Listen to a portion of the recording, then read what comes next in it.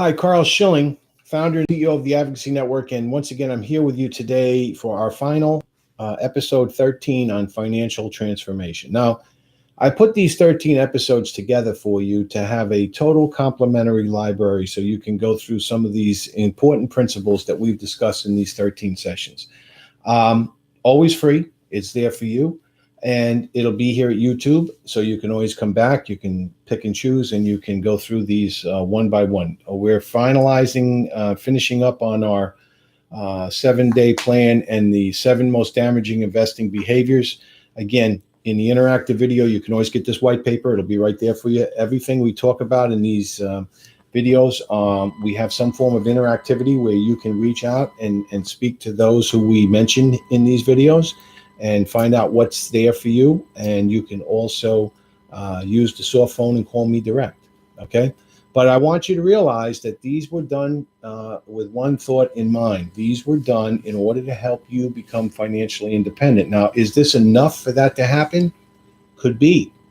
Could be. There might be some people who can run with this and make these changes, but what we've learned is that mostly people need some accountability, and they need some coaching, and they need some ability for someone to constantly remind them, not just help them become aware. Once they become aware, they need to change behaviors, and changing behavior is not an easy accomplishment. So we're here for that. That's what we're here for. And everybody needs a coach. Everybody needs somebody who can keep them going in the right direction and help them get over the hurdles and do the things they need. Everybody needs a Sherpa. You're not going to climb Mount Everest, no matter how well conditioned, how well trained, and how well prepared you are. You will never climb Mount Everest successfully without a guide. That guide is a Sherpa. They know the mountain. They know all the ins and outs. They know the weather patterns. They know where you should and shouldn't be on the face of the mountain. They know which area is a little more acceptable to get to the top of the mountain. They know all these things, been through it many times.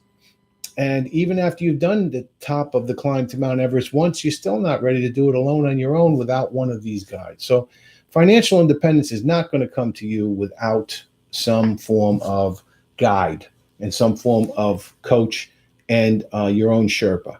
And that's what we provide for you, okay? So today, let's talk about procrastination. And I suggest everybody you read the Richest Man in Babylon from George Clason. It's an incredible book on this. It's a wonderful book to read, and it's something you should have in your library of books, The Richest Man in Babylon. Here's what he said about procrastination. One of the things that's so powerful now. He said, "Good luck waits to come to that man who accepts opportunity." Good luck waits to come to the man who accepts opportunity. We are living in a society where too many people have the belief that they are limited from opportunity, or that opportunity does not exist for them because of some format, whether it's race or gender or some other form of bias or discrimination or any other such excuse. Now, I'm just sorry, but opportunity exists for everyone. It's regardless of your race. It's regardless of your gender. It's regardless of your education. It's regardless of who you know, what type of environment you were raised in. It's all regardless of that. Opportunity exists, and the ones who are successful are the ones who are prepared when the opportunity shows itself. So they've been preparing all the way to make sure that when opportunity knocks, they open the door and it comes through, flooding through. That's really the truth. That is a truth that nobody should deny. But yet, far too many people are stuck in these self-limiting, self-sabotaging, in these beliefs of victimization, and these beliefs that opportunity does not exist for them. Just not true. Convenient excuse, but not true. So procrastination is a major part of this, okay? We've all seen countless situations that we regret afterwards because we didn't act swiftly and we didn't make the decision. So procrastination gets in the way of good luck. If there's such a thing as luck, procrastination is the one thing that eliminates it totally. Okay, we desire riches, and yet how often when opportunity presents itself The spirit of procrastination urges us to delay the acceptance, and we become our own enemy, and we run away from that opportunity. Okay. Now, successful people, they grasp opportunity by the horns and they move towards it, and they start to gratify their deepest desires. Okay. And they don't hesitate. And yes, they struggle. They work hard. Things don't always come together right away, but they took advantage, and ultimately they break through and they come out the other side. The other people are busy hesitating. They're busy waiting for the right moment. They're busy thinking there's a better time for this. They're busy thinking, if only I had more money, if only I had this, when I have more money, when I have this, I'll do that. That's you missed it. The boat's gone. It's sailed. Now, will there be another one? Absolutely. The harbor is always filled with ships coming in. Opportunity is not limited. It's not the last opportunity in the world. This is what leads to victimization. People get the urgency and then they go the opposite way and feel like, oh, this is the last time in the world I'll ever have this opportunity. So they jump in and they get scammed. They get defrauded. They become victimized. Okay, urgency is not always the most important essence. Sometimes urgency is important, but not always. You got to recognize these things. Before we get going here on procrastination, let me once again talk to you about our good friends over at EXP. You talk about opportunity. Here's an opportunity if you're in the real estate business to earn direct residual and passive income. The only opportunity you have in that industry. Otherwise, you're going to be playing a game like everybody else. So EXP gives you that opportunity to revenue share, to build a huge portfolio, to build wealth without actually depending upon only your own selling. So it's a unique opportunity. Speak to Kyle, Handy, and them. It's very, very, it's the only one like it. It's certainly it's already disrupted the marketplace, but there's a lot of room for growth. There's a lot of room to still get on that ship. Okay. That ship's filling fast, but there's a lot of good cabins on that ship. So I would contact them and look into that. Okay. Now,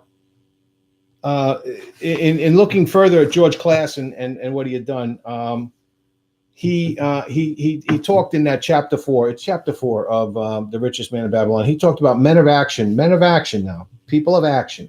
When I say men, I don't want to be gender specific. Okay. So people of action are favored by the goddess of good luck. He mentions the goddess of good luck. Okay. So the essence of luck is only the ability to make swift decisions with opportunity. That's it. When you see something and your sixth sense tells you it's the right thing and you know it and you do your due diligence and you make sure you back it up, go for it. So those who can identify, recognize, and move forward when opportunity knocks are the ones who reap the benefits of risk and reward. It's just the way it is. They're not special people, but they do make special decisions. Okay? So I used to have a card when I sold real estate, when I was involved in the resort real estate business with some developers. And on my card, I used to have this in the back of the card, and it said this: you stand at a turning point. You can either take action or procrastinate, which will determine your losses both now and in the future.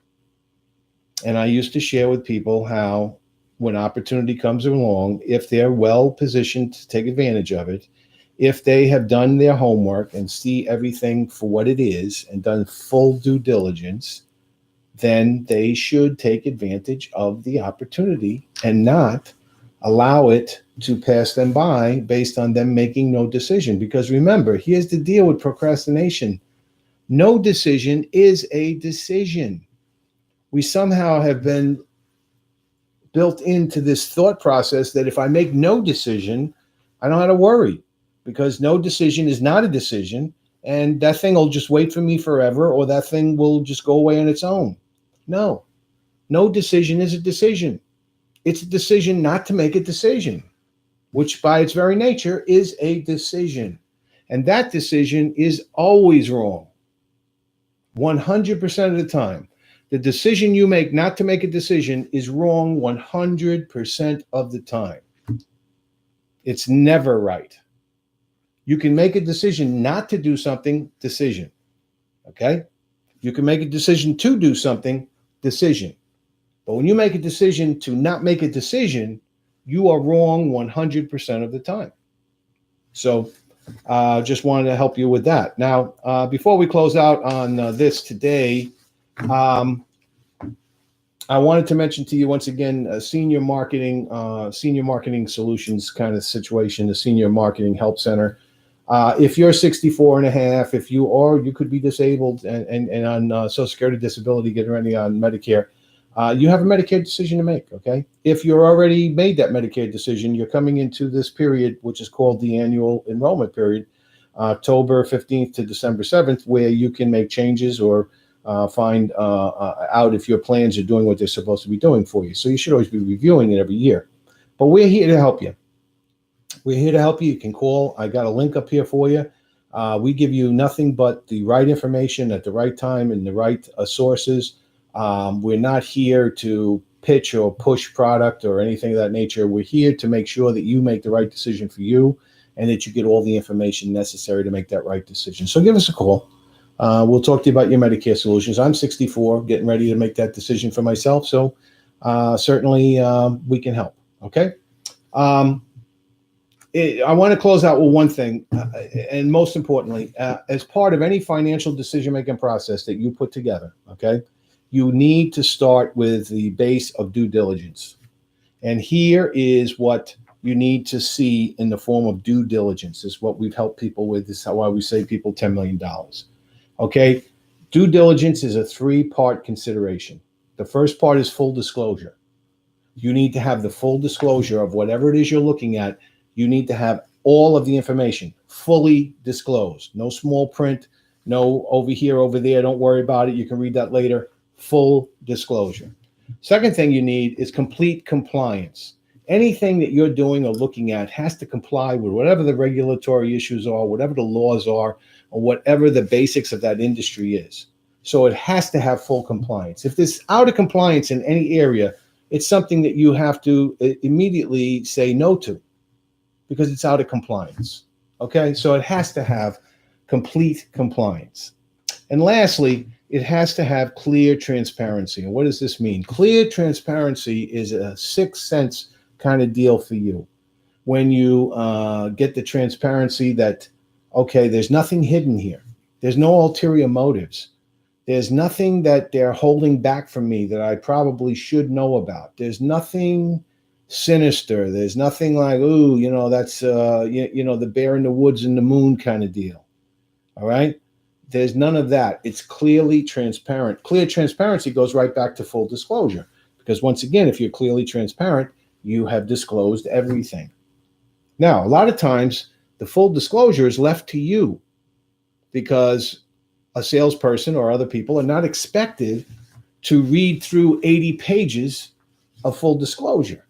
That is something you need to take on for yourself. Yes. And should you read it? Yeah. Do you need to read it with a mind? No, but you need to go through it and make sure that it's fully disclosed. You know what the small print says. You know that it's in compliance with some certain laws and regulatory issues. And lastly, you know that they gave this to you in clear transparency. You didn't have to beg for it. You didn't have to force them for it. They gave it to you openly, clearly, transparently. No hidden secrets. So I want you to be aware of all 7 of these factors. If you haven't watched the videos and you don't want to take the time and you feel like it's a waste of your time, download the white paper and read it. No problem. I would hope that you go back over these videos. I would hope you consider joining our inner circle, because we have helped people just like you become financially independent. We do that every day of the week. We continue to do that. We have a virtual environment, a 3D virtual campus, so people can learn, become aware, get the financial literacy education they need, and get all of the information to build their own jigsaw puzzles towards financial independence. Hey, I've enjoyed the time together. I look forward to speaking to many of you. Those of you who'll take the time and pick up the phone and call me, I'm always available. Again, we're here to help. We are here to make sure that you have the opportunity to become financially independent. It's that simple. And we're here to help you help others become financially independent so that you also have a way to spread this message and gain financial independence through helping others become financially independent. It's that simple. So again, money's always money. Please make smart decisions about money. And if you need me, just give me a holler. Have a great day.